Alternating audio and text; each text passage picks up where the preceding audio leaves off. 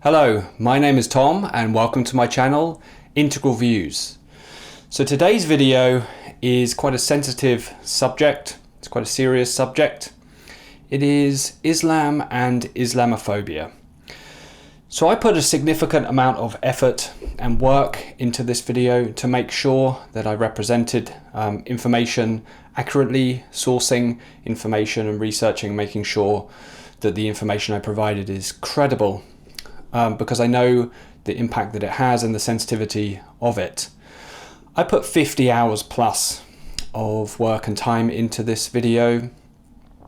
I researched entire areas, entire fields, which I then rejected and are not included in the video at all on the basis that I didn't think the data was, sort of solid enough.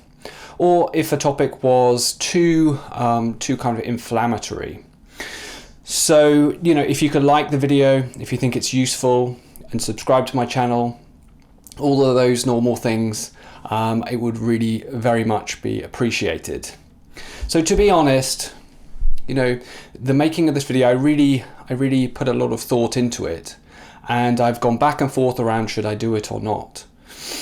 And I don't come at this from a perspective of I'm really looking forward to this and I really want to get my my emotions out. It's more that I came to the conclusion that by not speaking about things, by being pressured and feeling that we can't speak openly, it basically shuts down the ability for us to improve culturally and address harms where they exist.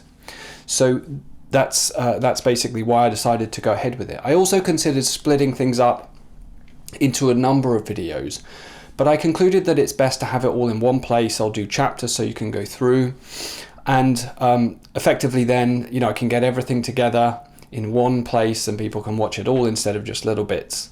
So right, we're going to talk about Islam and Islamophobia in the UK.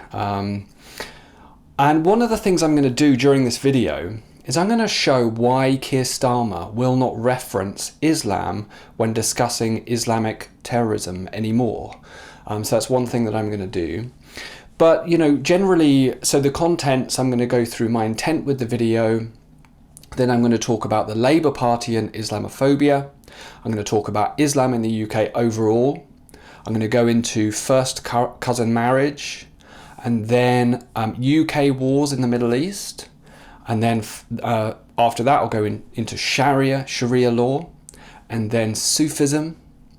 And finally, I will summarize and provide an integral perspective on all of this topic. So let's start with my intent for this video. All right, so my intent with this video. First of all, a statement on aggression and hatred. This isn't just a disclaimer. This is how I really genuinely feel about this. I don't approach this topic with glee, and effectively, I want to be accurate but balanced. My intent is really to be part of an honest conversation, representing harms where they exist, but backed by quality evidence. I want to facilitate an informed but fair discussion and prevent extremism on either side of the debate. I do not in any way condone any form of hatred, any form of aggression targeted at anyone at all, ever. I present the information in this video with genuine positive intent. Effectively, I want to live in a country that is not divided, that is not racist, but that's based on freedom of speech and objectivity as much as possible. We only improve through open debate. Okay, before we get started with the Labour Party and Islamophobia, let's have a quick moment to listen to the late, great Christopher Hitchens. This is very urgent business, ladies and gentlemen, I beseech you. Resist it while you still can, and before the right to complain is taken away from you, which will be the next thing. You will be told you can't complain because you're Islamophobic. The term is already being introduced into the culture as if it was an accusation of race hatred. And it's your own preachers who will do it for you, and your own multicultural authorities who will do it for you. Resist it while you can. And if you wonder what will happen if you don't, look and see how a cricket team in Middlesex in England had to change its name by force last week, because it was called, and had been for years, the Middlesex Crusaders. Look and see how stories about little pigs can't be taught to children in English schools anymore, lest offence be taken by the religion of peace. Resist it while you can. Well, Mr. Hitchens, consider me beseeched, if that's even a word.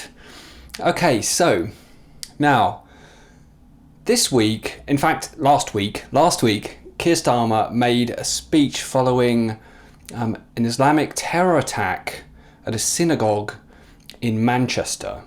During Keir Starmer's speech, he made no reference to Islam. And I thought maybe it would be good to understand why he didn't make that reference. So the Labour Party has adopted a definition of Islamophobia, and they were intending to apply this definition through some work done by Angela Rayner to all of Parliament. Not the exact same definition, but they were working on applying a definition of Islamophobia for all of Parliament. And I actually think that eventually what they would intend to do is to apply this across all of the UK. That's my opinion. So let's take a look at Labour's definition of Islamophobia that is preventing them from rightly calling out Islamic terrorism as it exists, right? So from this Islamophobia definition that Labour has adopted, there's no single agreed definition of Islamophobia, albeit various civic, social, legal and political sources have attempted to define it. One definition is the All-Party Parliamentary Group on British Muslims definition, APPG. The APPG defines Islamophobia as rooted in racism and a type of racism that targets expressions of Muslimness or perceived Muslimness. Okay, so let's fact check that and just have a think about it. So what they're doing is they're saying that criticizing Islam is racist, or criticizing Muslims is essentially racist. So racism definition, right? This is from the Cambridge Dictionary. Policies, behaviours, rules, etc. that result in continued unfair advantage to some people and unfair or harmful treatment of others based on race. So effectively, my consideration of racism is clearly about ethnicity. It's tied into someone's ethnicity, someone's race. Islam is a system of belief, a religion.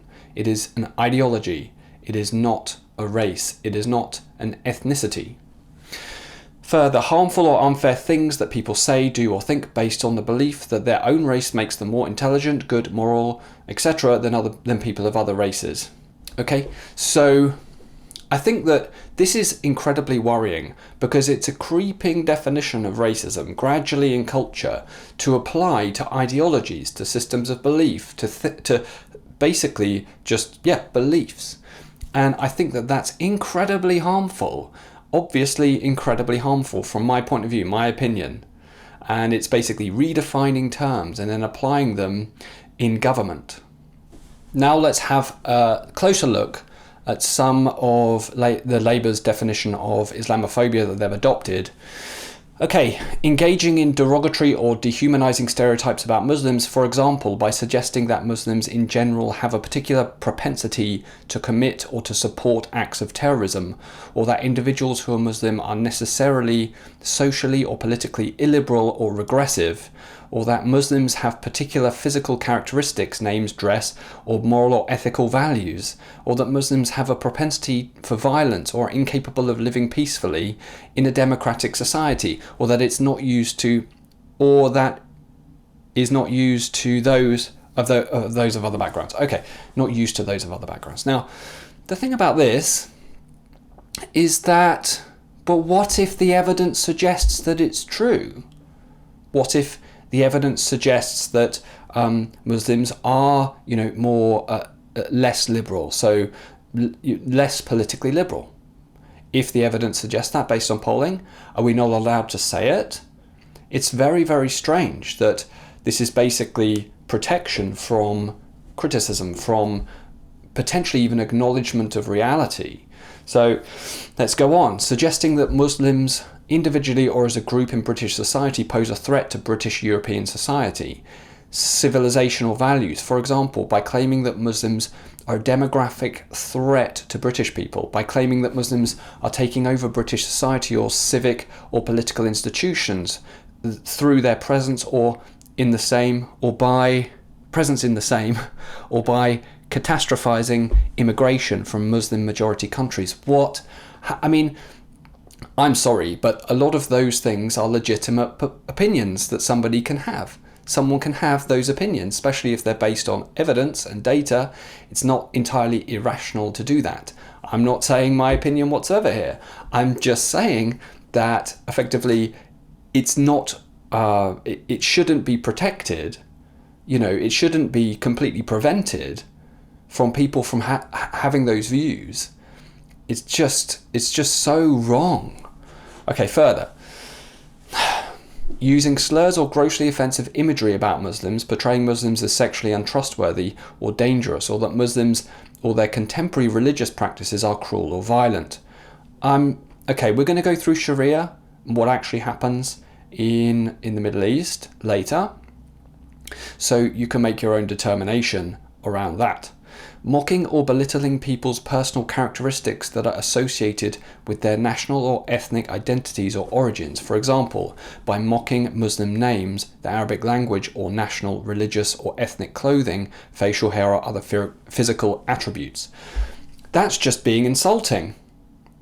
That's just somebody being insulting. Do you want to make being insulting illegal? This is just absolutely ridiculous. Absolutely ridiculous. You know, and why is it that we only have these protections around even insulting people only for specific groups and not others? It's absolutely ridiculous. Accusing Muslims of being a fifth column or lying or acting in stealth or implying a Muslim or Muslims in general are inherently anti-Semitic, homophobic, or misogynistic. Again, what if the data suggests that based on scripture, Islamic scripture, opinions are held by Muslims that are not as liberal with regard to homosexuality? What if that is the case? We're going to go through some of that a bit later. I just think overall this is completely ridiculous, and it's incredibly harmful because society, British culture, is based on critiquing. It's based on open debate. That's how we improve over time. We debate ideas. And we need to be accepting that sometimes we'll be insulted, right? Okay, let's move on.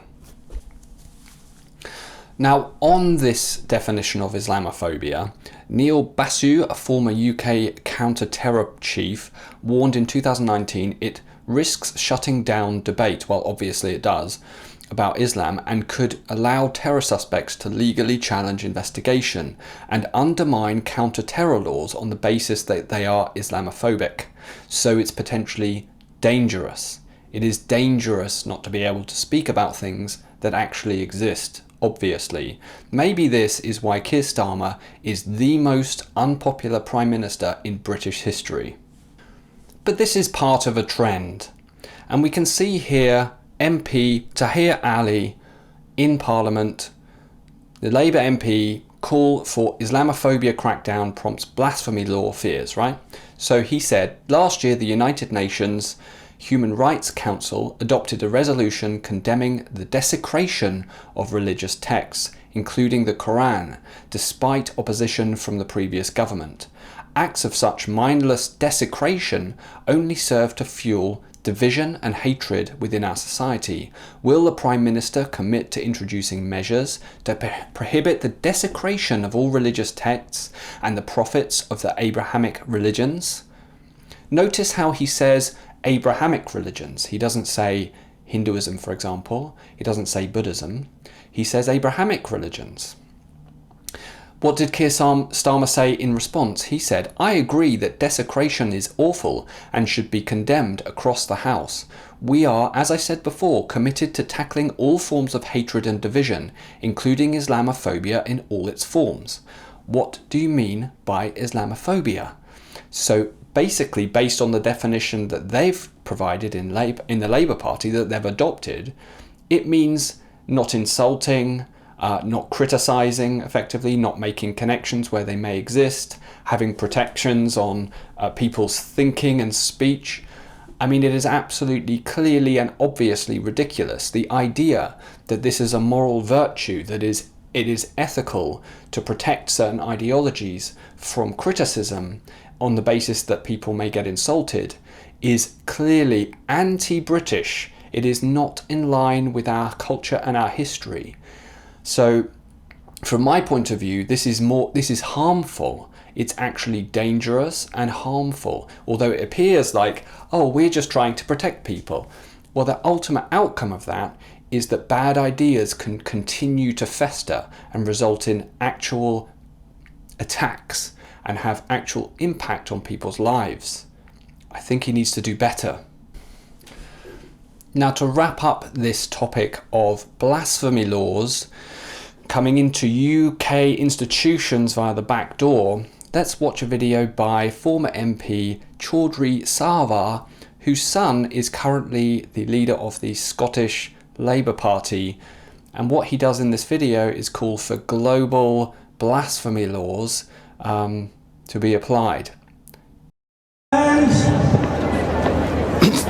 he is ex-governor of the largest province of Pakistan, Punjab. And all I want to say is, I assure Muslim Council of Scotland that at every platform, House of Commons, House of Lords in London, and European Union, and in Senate in America, in Europe, we will raise this voice and we will make sure that there is a law in place that our holy book, Quran or any book, cannot be burned and can't be disrespect to any individual.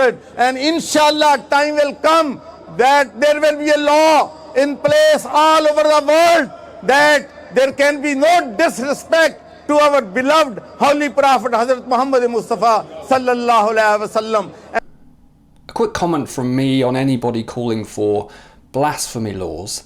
In the UK, we have a long tradition of criticism and open debate. And in order to have that, you need to have the ability to be potentially insulted and to listen to other people. So frankly, with regard to anybody calling for blasphemy laws that would turn the UK back hundreds of years, you can get the fuck out of here with that shit.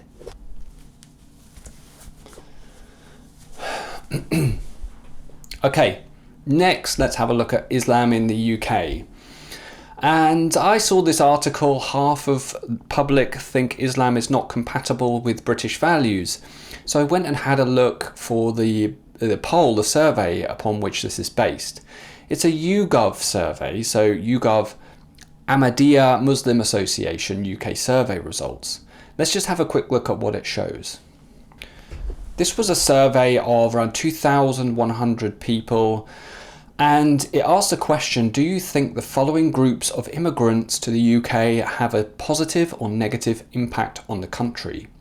So for Christians, total positive 41, total negative 7. That's what people think of Christians who migrate to the UK. Hindus, total positive 38, total negative 15. Kind of similar.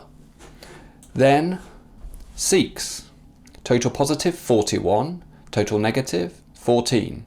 Similar. Jewish immigrants to the UK, total positive 38, total negative 13. Similar. Muslim immigrants to the UK, total positive 24, total negative 41. Different. And here is that data shown in a chart. My opinion. I think that this shows that the arguments with regard to racism on the basis of ethnicity are paper thin and frankly incorrect, because there is clearly a difference between people's thoughts around immigration of Hindus and Sikhs and that of Muslims. Why would those views exist? Well, maybe some of the following contributes to it. This is a brief overview, although not an exhaustive overview. It's a selected overview of Islamic terror attacks in the UK. So I'm just going to show them on screen as I'm speaking. We'll go through a bunch of them and you can pause and have a look. But effectively, this is a recurring phenomena in the UK. So we've long suffered from waves of Islamic terror in the UK. And we can't really get a true picture of Islam in the UK without discussing it.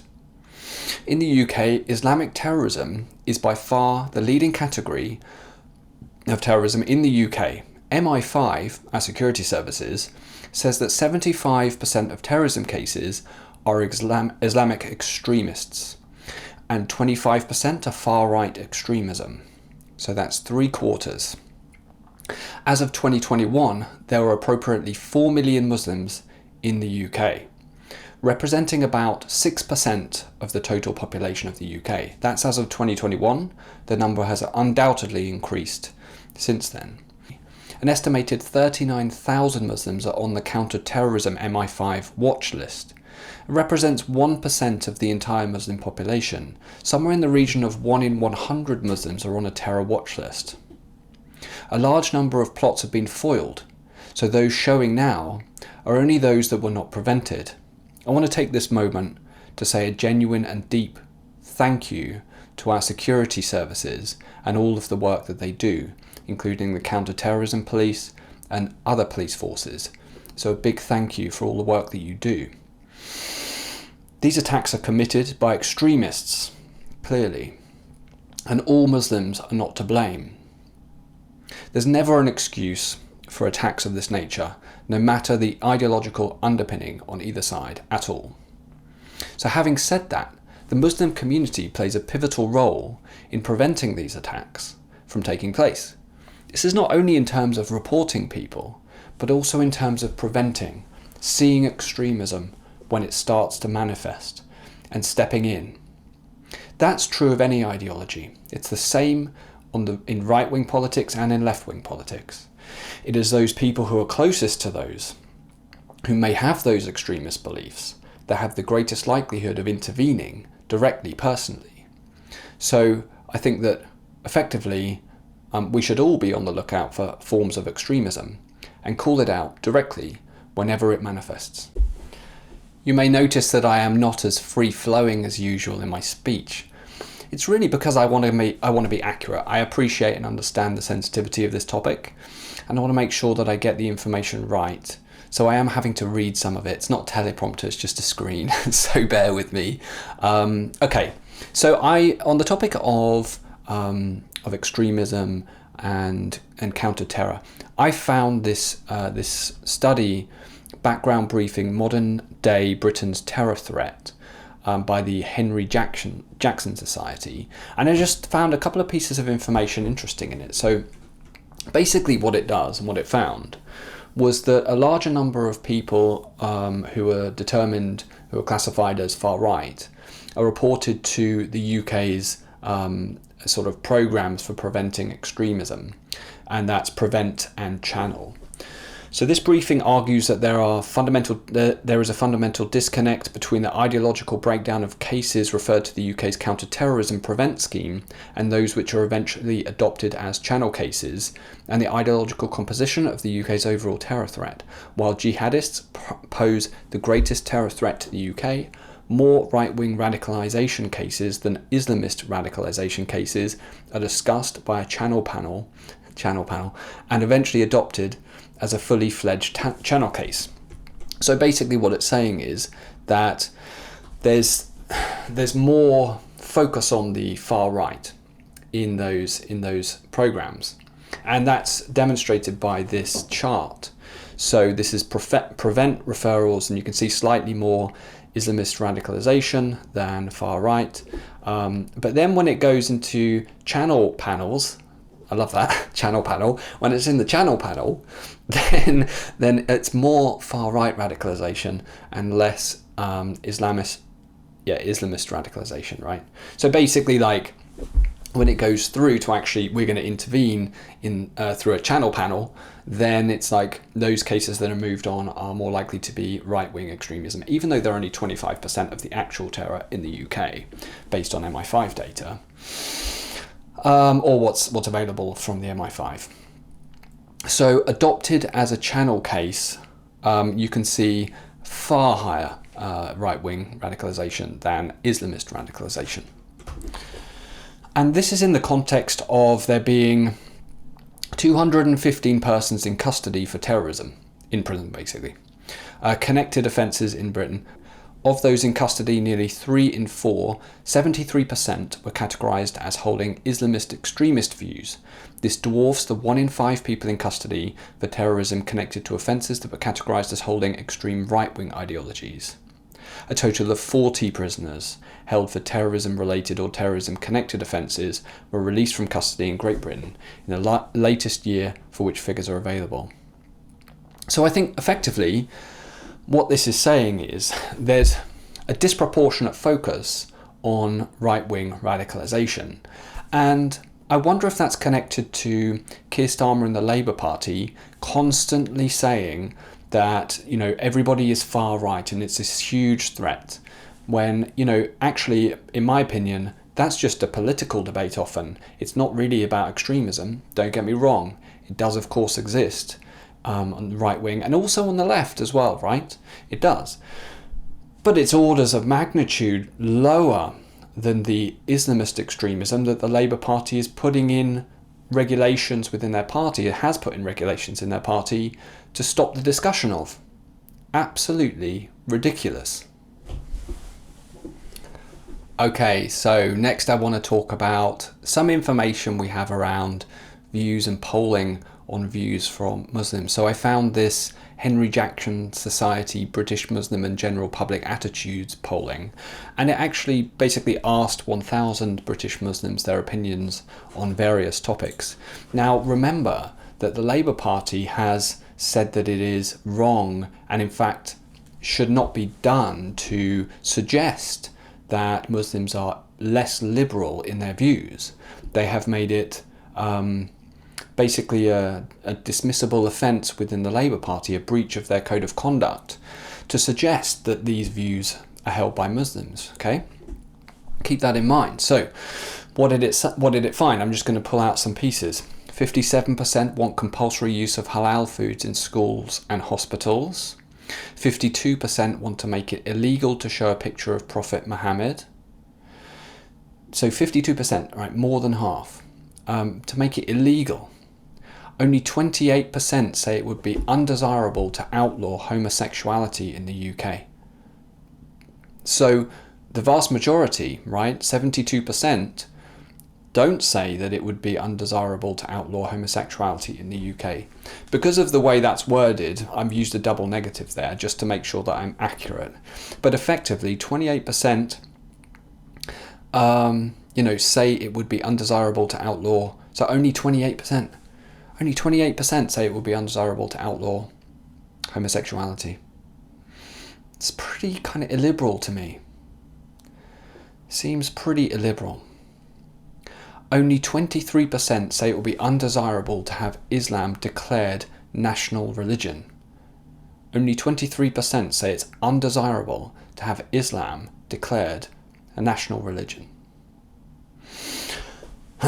Only 23% say it would be undesirable to have Sharia law, compared to 60% of the public. So, hang on a sec, only 23% say it will be undesirable to have Sharia law. So the minority, quite a small minority, say it wouldn't be desirable to have Sharia law. We're going to look into Sharia law soon. So we'll see what they're actually kind of saying that they would like to have implemented. All right, next we're going to have a look at some data from the Office for National Statistics that breaks down things like unemployment, social housing, etc. by religion. So first of all, we're going to start with unemployment. So in this chart, you can see, pause if you want to, but I'll explain. So effectively, the blue lines are employed. So employee and then self-employed. And then the purple and green, they are economically inactive, so unemployed, and then just economically inactive. And we can see that Muslims are standout. So at the top, you've got Christian, no religion, Jewish, Hindu, Sikh, Buddhist, etc. And so they're all pretty similar with regard to, their employment status. Some more self-employed than others, some more employees, but largely the same with regard to employment overall. But then, Muslims stand out, and they stand out with regard to unemployment.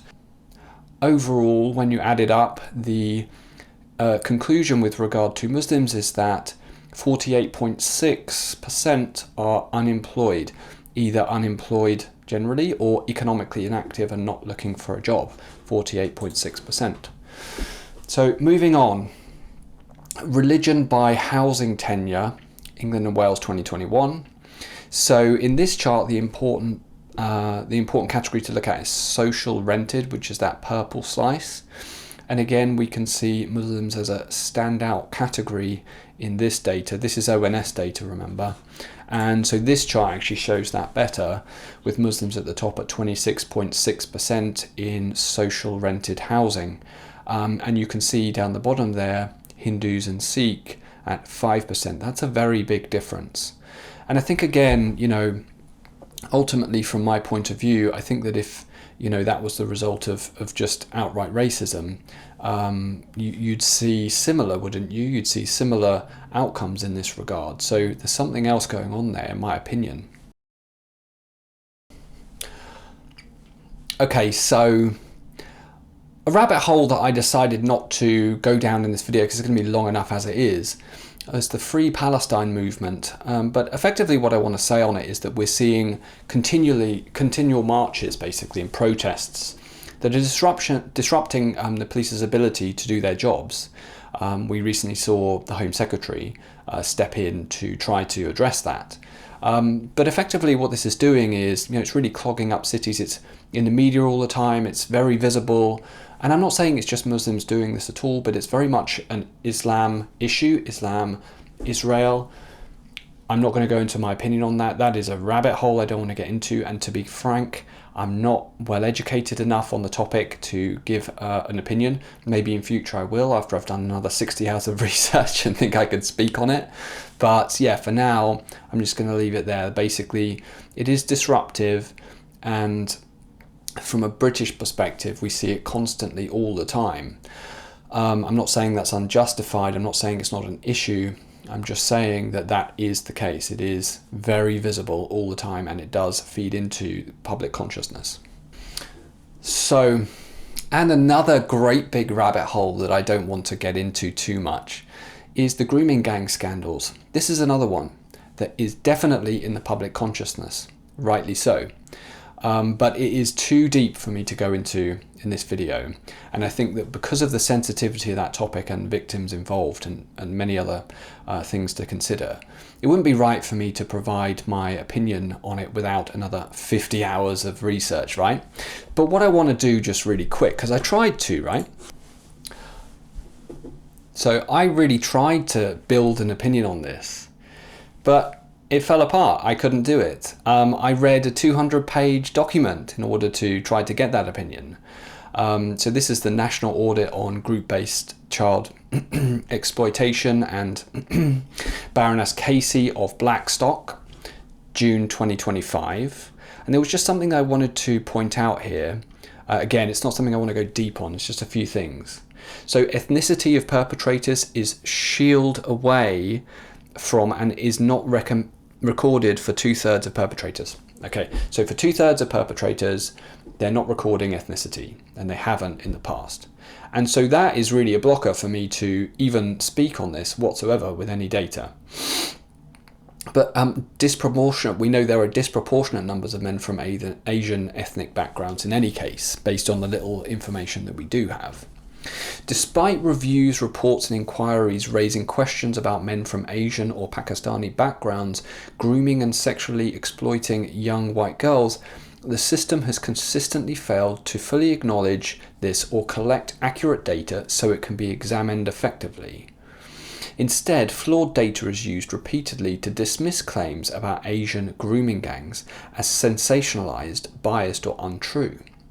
This does a disservice to victims and indeed all law-abiding people in Asian communities and plays into the hands of those who want to exploit it to sow division.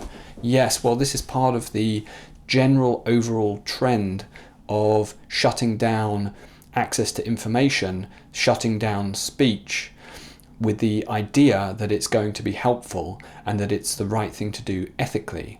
I argue it's absolutely not the right thing to do ethically, because in order to address problems that harm people, we have to know what's going on and we have to be able to speak about it.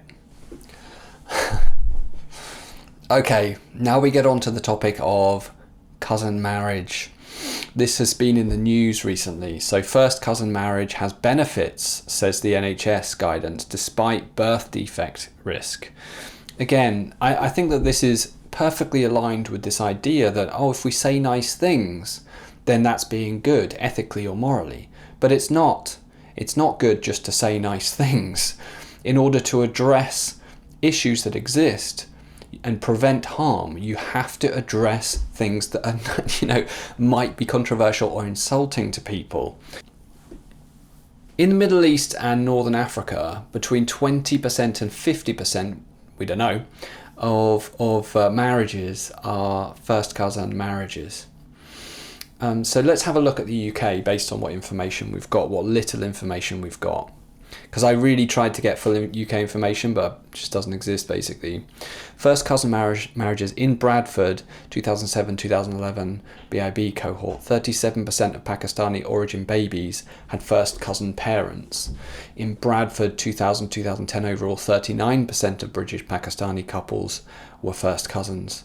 Historical trends, 1980-1990 studies, increased from 33 to 37% in parents' generation, 55 to 59% among young adults. That's a bloody lot. Okay, I think that's enough. Let's go on.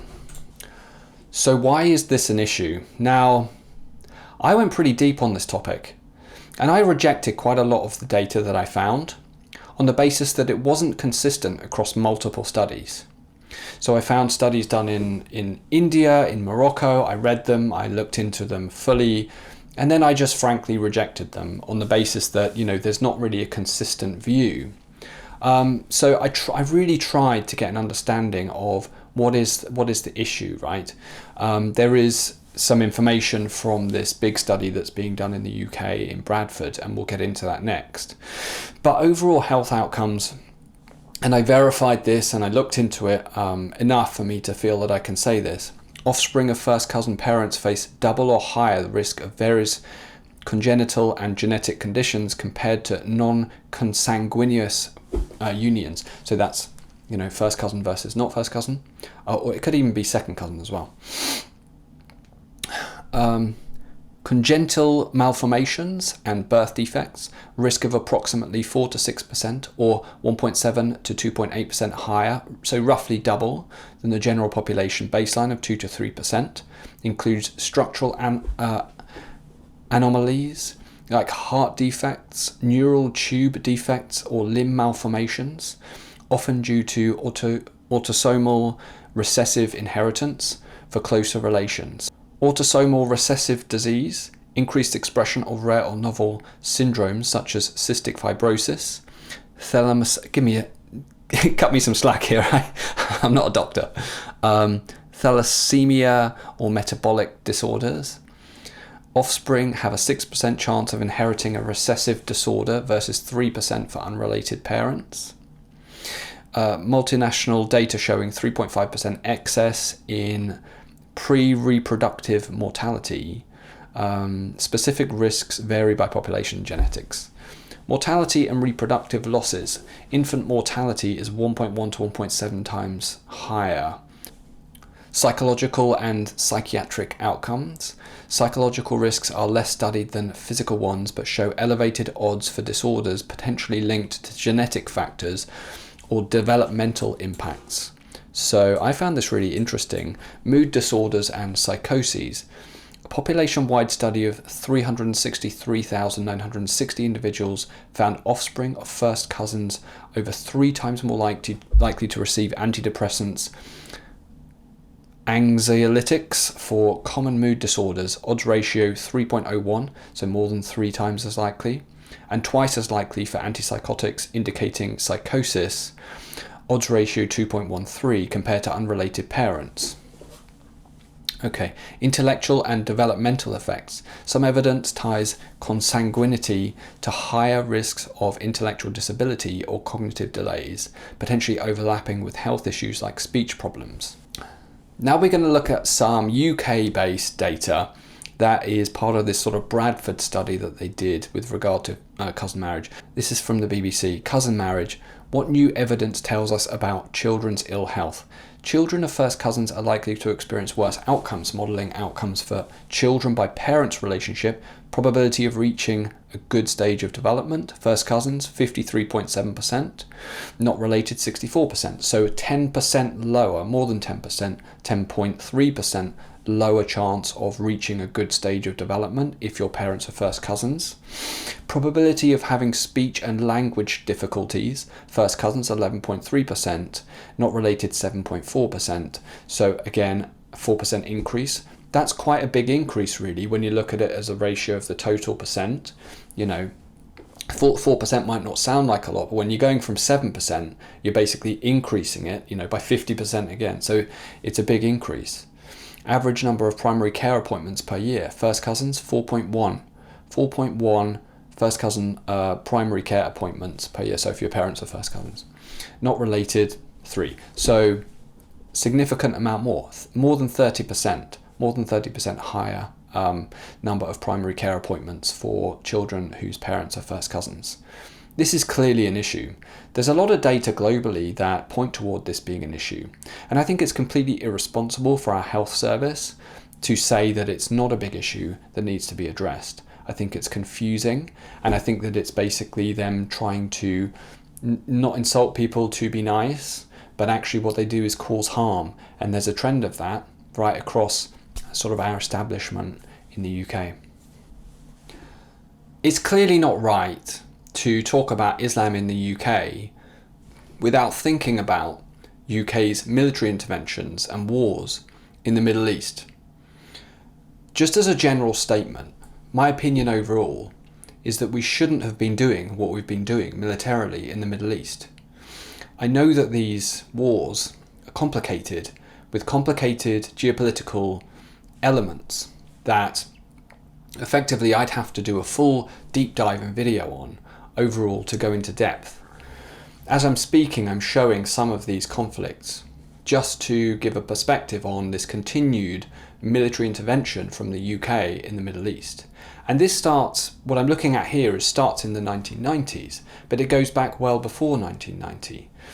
I think that ultimately, as I've said, I can't say that I can express detailed opinion on all of them, but I can say that overall my perspective is, for example, in the war in Iraq that Tony Blair took us into, that was based on faulty information, and it just was incredibly harmful.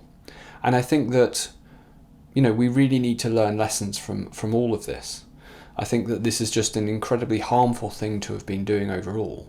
And let's be realistic, a lot of it's about resources, a lot of it's about oil, and has been for many decades. I think that what we should be doing is basically staying out of it, providing support where possible, but we should be staying out of it overall. And where necessary, that would include not selling weapons to either side. I think that that's the right thing to do. Okay, now we get into the topic of Sharia law. So, as we go through this, keep in mind that only 23% of 1,000 surveyed British Muslims say it would be undesirable to have Sharia law in the UK. So only 23% would say it's not desirable to have Sharia law in the UK. So what is Sharia law? I'm going to show something up on the screen now. Sharia is the fundamental religious law of Islam, derived from the Quran and Hadith. I'm going to leave it there. You can read through that if you want to, but let's go through some examples. Now, I ran an AI deep research, in fact I did a couple of these, to see where Sharia law would conflict with existing British law, and I include the outcome of that here for your reading. If you want to have a look at it, you can pause the video. But I wanted to kind of just get an understanding direct from the Quran and Hadiths around what actually is Sharia law.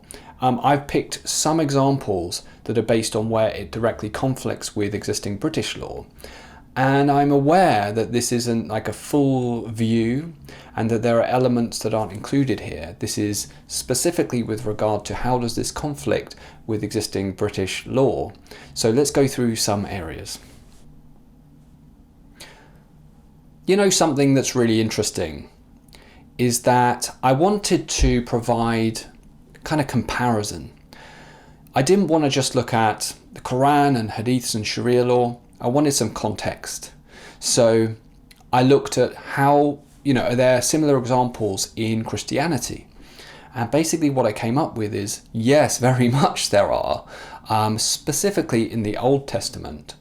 So maybe actually what I'll do is I'll just talk about quickly the timeline of the Old Testament, the Quran and the New Testament.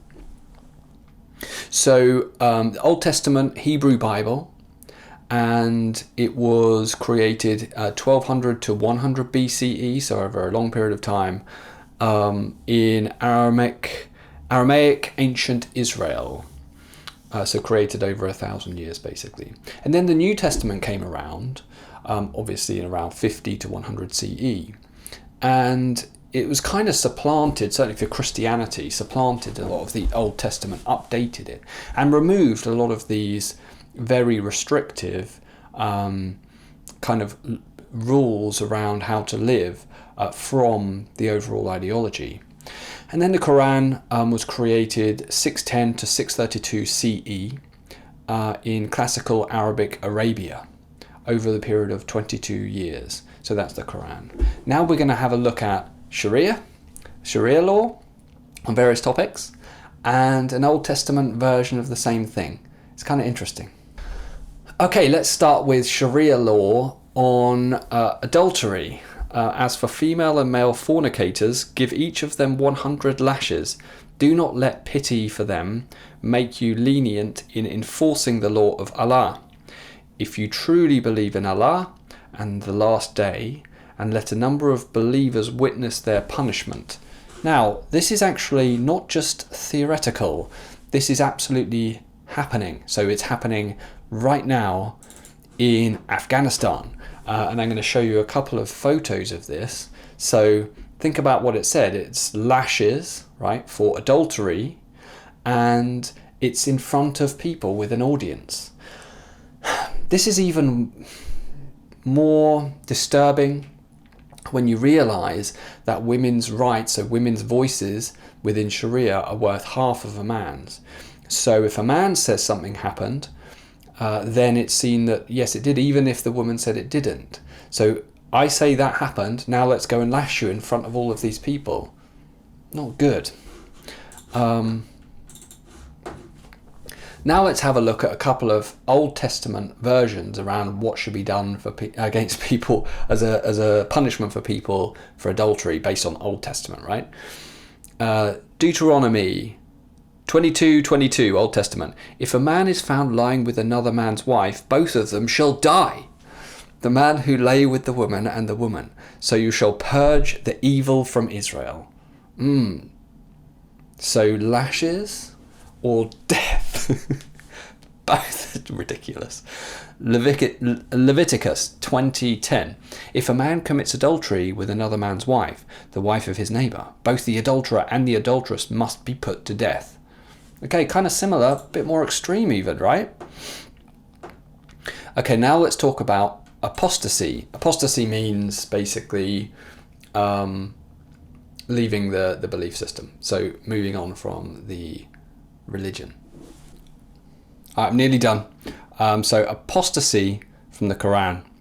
Then you ask a prophet, O Prophet, about fighting in the sacred months. Say, fighting during these months is a great sin, but hindering others from the path of Allah, rejecting him and expelling the worshippers from the sacred mosque is a greater sin in the sight of Allah.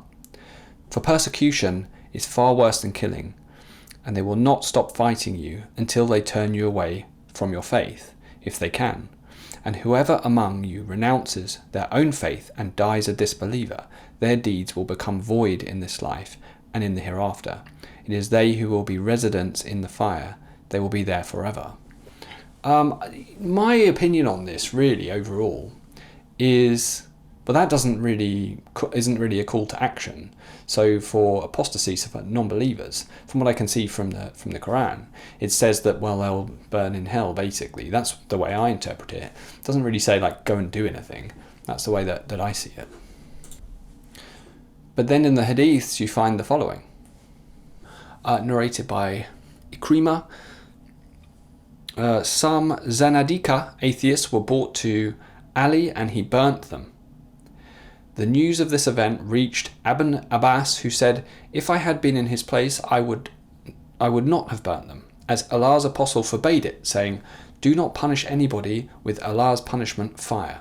I would have killed them accordingly to the statement of Allah's apostle.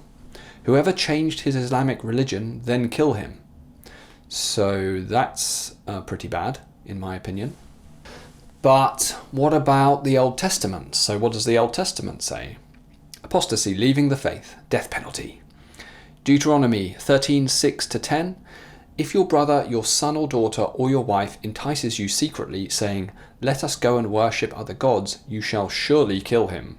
Your hand shall be first upon him to put him to death, and afterward the hand of all the people. Deuteronomy 17:2-5. If there is found among you a man or woman who has done evil by going and serving other gods, then you shall bring out your gates, that man or woman who has done this evil thing, and stone them to death. I mean, yeah, not great, right? Now lastly, theft. From the Quran. And I hope that these translations are correct. I'm not a scholar in this area, so I hope they are. As for male and female thieves, cut off their hands for what they have done, a deterrent from Allah, and Allah is Almighty, all-wise. So cut off their hands for what they've done. And again, you do see that happening, right? Those are punishments that happen in Islamic countries. And then from Old Testament, theft, maiming or restitution. While the Bible does not prescribe cutting off a hand, it does demand restitution and sometimes enslavement. A thief must certainly make restitution, but if he has nothing, he must be sold to pay for his theft. He must be sold. So slavery, basically. Then men do not despise a thief if he steals to satisfy his hunger. Yet if he's caught, he must pay sevenfold, though it costs him all his wealth of his house. So not the same. But yeah, potentially being a slave, so not great. Another rabbit hole I went down is understanding what's happening in terms of law and interpretations of Sharia law in Saudi Arabia, Iraq, Iran, Syria, Afghanistan, etc. And yeah, that is a very serious rabbit hole. There is progress being made in Saudi Arabia, so there's kind of some changes that allow women more rights in public. But my sort of overview, looking into it, there's still stonings, there's still a lot of this stuff. I think it's improving, but I didn't really feel like I could go, okay, this is a great success story. Actually, that's what I did when I came into it. I wanted to say, oh yeah, but it's actually not that bad. But from what I looked at, it kind of is that bad. So, from my point of view, from a liberal British citizen's point of view, it's not good, in my opinion. So, there are improvements being made, though, for sure. Finally, I get to talk about something positive that I like. It's a good feeling. So Sufism. Sufism is something that I've been kind of interested in for quite a long time. And it's really like the esoteric practice of spirituality within Islam. It's kind of a minority, but it's actually like it goes right the way back to the origins, to the really early days of Islam. And it's like this really deep, mystical kind of spiritual practice that really focuses in on, you know, the kind of spiritual elements and not so much the exoteric rule, dogmatic kind of stuff, rules for life kind of stuff. And so, you know, I'm like a Zen meditation practitioner and have been for the last 20 years or more. And so this is right up my street. I really like this. I really like Sufism, basically. So, you know, this is something, it's nice to be able to talk about it. Right. So what is it? As I said, Sufism is a mystic body of religious practice found within Islam, which is characterized by a focus on Islamic purification, spirituality, ritualism, and asceticism. And this is really similar, actually, to spiritual practices in other religions. And it kind of like, I was thinking, well, this is quite Gnostic, because in Christianity you have Gnosticism, and then like Sufism is like, in a way, the Islamic version of Gnosticism. That's the way I view it. And again, I'm not an expert, but a lot of the stuff like really resonated with me when I was looking into it. Core practices include dhikr, or dhikr, I don't know how to pronounce it, repetitive remembrance of God through chanting names like Allah and phrases like La ilaha illallah. I'm really sorry, I'm sure I'm butchering it and not doing a good job. There is no God but God. Can be vocal, silent, or group-based. And yeah, this is really similar to meditative or contemplative chanting in other religions, and transcendental meditation as well. Marakaba, meditation and contemplation and focus on the divine presence. Love it. Sama, spiritual listening, often involving poetry, music, dance to induce ecstasy, whirling dervishes, that kind of stuff. That's always, you know, something, so let me just, it's the next one actually, so Sufi whirling. A meditative dance practiced by Mevlevi dervishes, symbolizing cosmic orbits and ego surrender. You know, the thing is, right, when you see videos of whirling dervishes, often online, I saw like this video people were sharing and they were ridiculing it. And clearly like they had no idea what was actually happening. So those individuals were involved in a spiritual practice, a contemplative practice that is basically designed to focus on consciousness, on the moment, and to, yeah, kind of be trans-egoic, put it that way. So it's actually not what it appears as just people spinning around and stuff. There's much more to it. Ziyarat, I apologize. Visiting shrines or saints for blessings. Baya, pledge for allegiance to a spiritual guide. And there's a similar thing like in Hinduism and in India in general, which is this reverence for the guru. So there's similarities. Next, I want to go through some absolutely beautiful statements by Sufis in the past, and I love this stuff. So again, it's like, you know, this stuff could be said, and it's so similar to what you read in the Zen masters in Zen Buddhism when they speak these utterances. It's really similar. So this is speaking my language. Al-Ghazali, 1058 to 1111. Let nothing besides God enter your mind. Once you are seated in this manner, Allah, Allah, keeping your thought on these words. I love that. I mean, basically it is this kind of absorption in this reference to God. I think it's beautiful. A lot of the utterances that come from Sufism are absolutely beautiful. Desires make slaves out of kings, and patience makes kings out of slaves. Yeah, absolutely. So basically, that's so aligned with these Buddhist kind of practices regarding desires and samsara, nirvana, and it's an expression of the same thing. Ibn Arabi, 1165 to 1240. The whole universe is from him, in him, with him, through him. I love it. I know exactly what you mean. So basically what it's saying is all reality is God. Everything, it's through him, it's of him, it's all him. And it's just this ego, this separate sense of self that we have that prevents us from seeing that and experiencing it as our daily reality. And yeah, like so nicely put. I love it. Be in yourself a matter for all forms of belief, for God is too vast and tremendous to be restricted to one belief rather than another. Ah, beautiful, absolutely beautiful. So what that's doing is it's basically saying, you know, God is infinite, or Allah is infinite. And, you know, so you can't say it's one thing or another, one form of belief or one thought or anything. It's great. It's more tremendous than that. It's more profound than that. You know, it's that limited, this, right, wrong, relative thinking, you know, that is kind of an expression of egoity and limitation. And it's when you get outside of that that you're able to basically witness reality as it really exists. And just a beautiful expression of that. I'm following this. I'm getting myself some Sufi poetry and stuff for sure.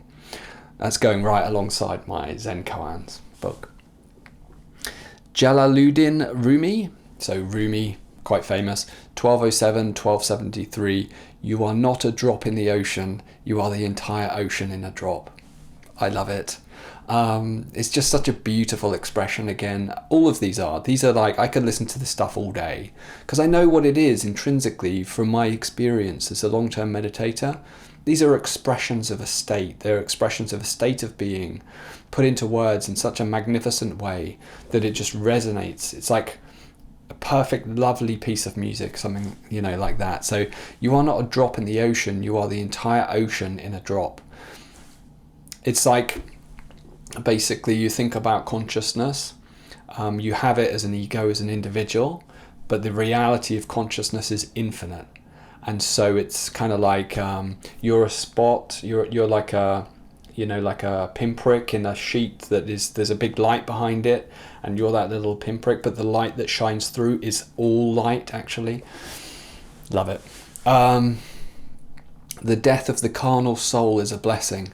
And that would seem really strange. That would seem like a really strange statement for someone who's thinking about things from a relative point of view. But what it's saying there is that the death of relativity, the death of the ego, and then the subtler and subtler forms of ego and the egoic mind, the death of that is a blessing because it opens up to consciousness, to God, to Allah, to truly manifest within the individual. What a beautiful way of putting it.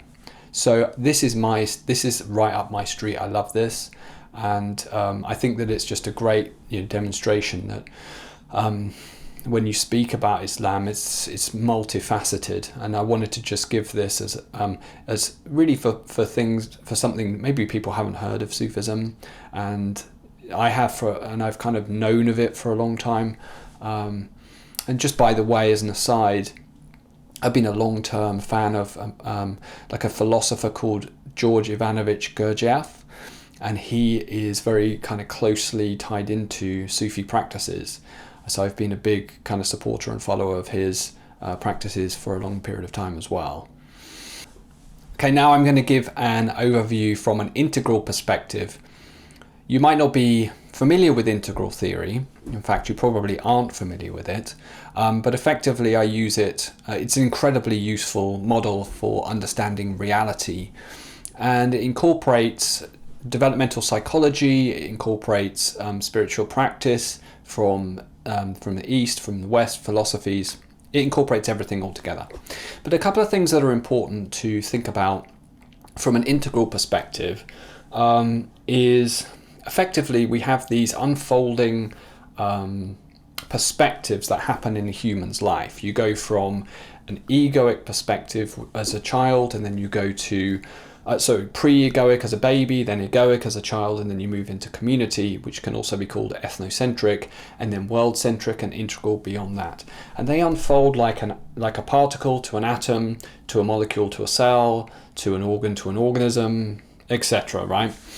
So each stage transcends and includes the previous stage, and they unfold as increasing perspectives. And you can study this, and it has been studied in human psychology. Piaget, Jane Lovinger, and a number of others. I won't go through them now. But effectively what it does is it shows that you have these stages that develop over time. So if you survey people, then typically they'll move in a direction in their ideology, in their worldview, which is literally their operating system. It's the core of how they view reality, how they interact with reality and how they view it. So children often, for example, you think of them, maybe they'd be egoic, purely narcissistic, and they won't appreciate that they're part of a wider community. But then we move beyond that into being a part of a community. Now, religion manifests when you move into that kind of community stage of development. Within an integral stage development model, it is here, amber, ethnocentric, which is community. So you move out of the egoic, individual, narcissistic perspective, and then you move into community, and you're part of a community. Now, when you're a part of a community, you need rules in order to function as a community together. Otherwise, it will be a free-for-all, like some kind of chaotic birthday party that parents will know very well. So you need rules, right? And so religion really came about within this ethnocentric stage. And what it did was it said, we have all of these rules, these sins and these virtues and these ways of behaving that are expected of our in-group, our community. In-group is another important element of this, because part of that ethnocentric community is that you have an in-group and an out-group. So in Islam, that would be Muslims are the in-group, everybody else is in the out-group. And within the in-group, all of these rules apply. So really, a really strong element within exoteric, so external dogmatic religion and religious practice, and this doesn't just apply to Islam, it is a community-based ethnocentric practice. And when you move out of that, you move into world centricity, and in world centricity you deconstruct all of those rules and you create these universal global rules, such as kind of the law of gravity through double-blind science. So double-blind studies and the scientific method, right? So you then move into world centricity, and then beyond that is integral, but we won't go through that right now. Effectively, Islam and Christianity, and a lot in their dogmatic forms where they're very focused on rules and behaviors and sins and virtues, those are ethnocentric in-group practices. And so often they'll create these tight-knit communities that operate within themselves, and then only care about that group often and don't care about other groups, and yeah, we'll basically be divided in small communities. And you see that in Islam in the UK. You see small communities collectively together, same frames of reference, same beliefs, opinions, etc., and they function as a group, and that's typical of religions overall. So now, another element of integral theory is you've got these stages of development horizontally, but you also have stages of development, not really stages of development, it's called states of consciousness, and these move horizontally. So effectively these are meditative states, and you move increasingly into the present moment. You become increasingly conscious as a state of consciousness unfolds through various states, and this is well documented in Hinduism, well documented in Buddhism, in Sufism, in Gnosticism, around the world. So you have gross waking consciousness, then you have subtle, which is like imagination, dream states of meditation, and then if you go further you move into causal, and causal is like deep sleep, and that can become conscious. So long-term meditators like me will literally have causal awareness during deep sleep. And then you move beyond causal into non-dual, where the apparent separation between the witness and that which is witnessed collapses into one, and then it's all Allah, right? So now the point I'm making here is that so at any stage of development you can move all the way through a horizontal stage of developmental state training of consciousness. You can go all the way out horizontally at any vertical stage of consciousness, at any vertical stage of development. So let's say you get into a religious perspective, ethnocentric, you can go all the way out into non-dual consciousness, but then that will be interpreted within an ethnocentric stage of development. And then you have dogmatic religions that have the idea of the ultimate view of reality, which is a non-dual state of consciousness, is connected to these rules that I've implemented through this developmental stage, right? But effectively, you can have those advanced states of consciousness at any stage of development.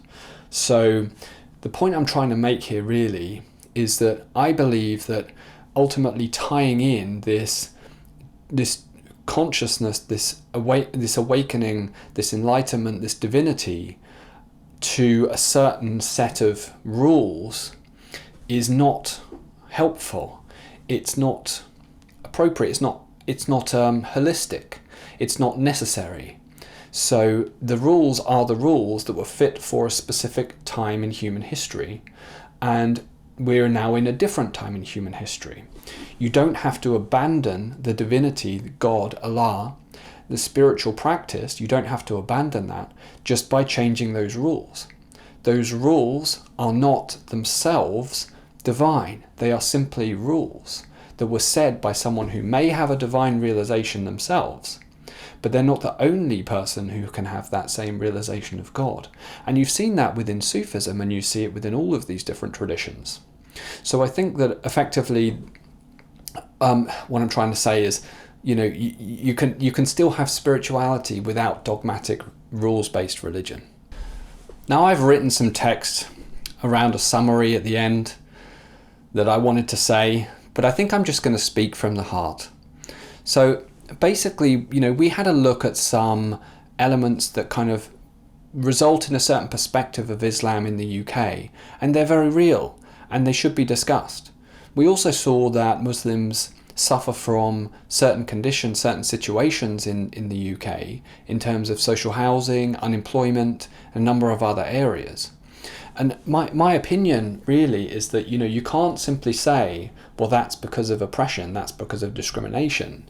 It's basically my view, to be completely transparent and honest with you, it's my view that a lot of these very, I don't even want to say conservative, I'll say oppressive opinions and practices that are based within text that is, 1400 years old, has a direct connection into outcomes in the world. You see it in the Middle East, etc.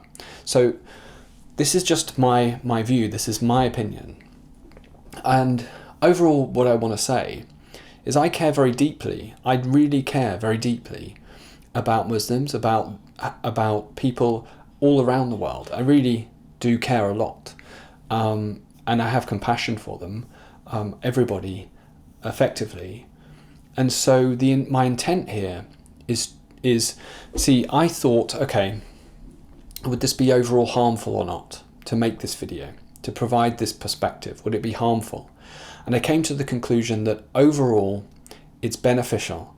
It's beneficial because I think that one of the things that we do in the UK is we examine ideas and then we move forward as a society. It's allowed us to move forward in terms of women's rights. It's allowed us to move forward in terms of gay rights, and many other areas just generally. It allowed the creation of the Industrial Revolution, the Agricultural Revolution, and basically the improvement of living standards around the world. So this is what we do, and it's not done from a perspective of malice. I actually care deeply, and I think a lot of people are saying increasingly actually racist and discriminatory things that are not helpful at all, and I reject them. I think that ultimately, as long as we can have open debate, then it's a good thing, and we can move forward together as a wider community. It's not to say you shouldn't practice Islam, you shouldn't practice Christianity, you shouldn't practice, absolutely go ahead, right? But we have to have a wider kind of culture all together collectively, and freedom of speech is a very important element within that. Freedom of speech, criticism, debate, these are things that are quintessentially British in nature. It's something that we do, and we need to continue to do it. And if necessary, Islam has to change in order to fit in with the pre-existing British culture. It's for all of these reasons, with the perspective that I have positive intent and I actually want what's best for people overall, that I thought that it was the right thing to do to make this video. Okay, that's it for today's video. I hope that you found that entertaining, interesting, and that my opinion and my perspective was valid and hopefully helpful in some way. I put a lot of effort and work into it, and any support with regard to just liking the video, subscribing, sharing the video would be very much appreciated. Okay, thank you so much for watching. If you made it all the way through, thanks so much. So again, yeah, thanks to all my new subscribers, and I'll see you in the next one. Cheers.